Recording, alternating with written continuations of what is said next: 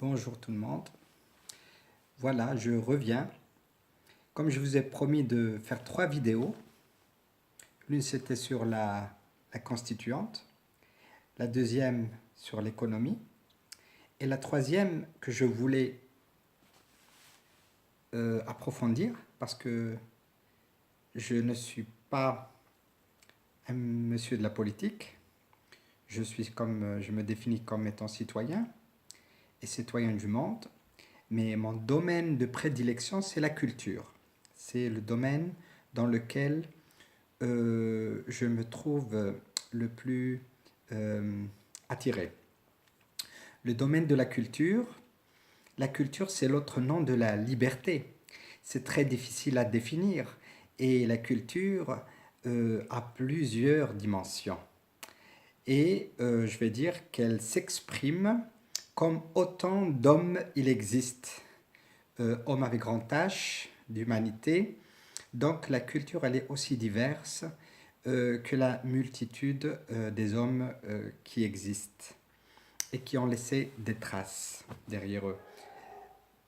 Voilà, donc il y a cette question de la culture que je vais aborder avec un peu de soin. Donc je vais en faire même plusieurs parce que, comme je vous ai expliqué, la culture, on peut l'approcher par divers angles. Et donc j'essaierai d'expliquer certains angles, du moins tels que moi j'ai pu aller cristallisé. So. Donc, en ce qui concerne la situation actuelle, il faut dire que, bien sûr, la chose n'est pas simple. L'État, ben, il se rend compte à chaque fois qu'il n'a pas les moyens, il n'arrive pas à gérer. Et là, je crois que c'est surprenant parce que maintenant, c'est à eux de se rendre compte par leurs propres yeux de leur incompétence ou dans leur incapacité de gérer les choses de la société. Donc voilà, le peuple, il reste uni. Le peuple algérien, eh ben, il se divulgue comme quelqu'un qui peut se définir aussi d'une façon très large.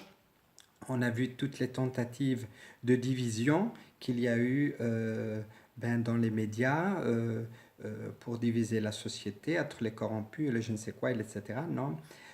Actuellement, ben, les Algériens, ils répondent toujours avec l'unité des rangs et ils veulent aboutir à décrocher ou à installer un pays régi avec les règles, avec le souci de la justice et les règles d'équité et de liberté. Donc, je n'ai pas de doute que le socle algérien va continuer à être très très ferme et à trembler jusqu'à faire tomber tout système injuste qui, comme il les a fait chuter depuis les Romains jusqu'à aujourd'hui. Le peuple algérien est sans doute un peuple qui va vers sa libération. Et on voit que même cette libération lui coûte cher, mais il a été préparé par son histoire à être encore plus fort. Voilà, donc là-dessus, il n'y a pas de doute. Et je voudrais seulement cette fois-ci faire une brève expression de l'idée par rapport à la société civile, l'absence de la société civile indépendante. D'accord? Parce qu'on peut voir les sociétés civiles, même dans les pays démocratiques, par les subventions, etc., ils tombent dans il tombe bien dans la corruption morale et dans la complaisance avec avec les régimes, avec les pays, enfin les gouvernements. Donc, je crois que nous voulons croire que une société civile indépendante de l'État, du régime, est très importante.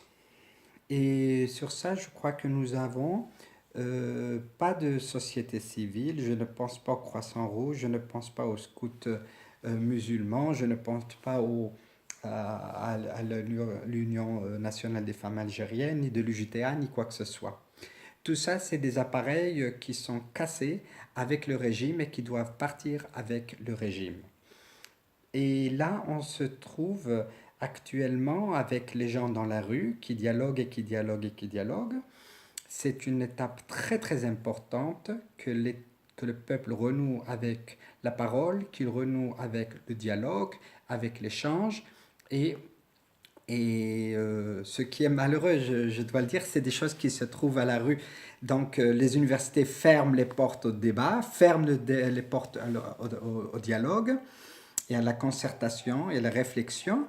Vous avez devant le Grand Théâtre, je regarde ça sur Internet, c'est fascinant, tous les citoyens qui s'expriment et qui dialoguent sur les escaliers de l'opéra. Je me demande pourquoi l'opéra d'Alger, le TNA, n'ouvre pas les portes pour que ces dialogues aient lieu dans leur enceinte.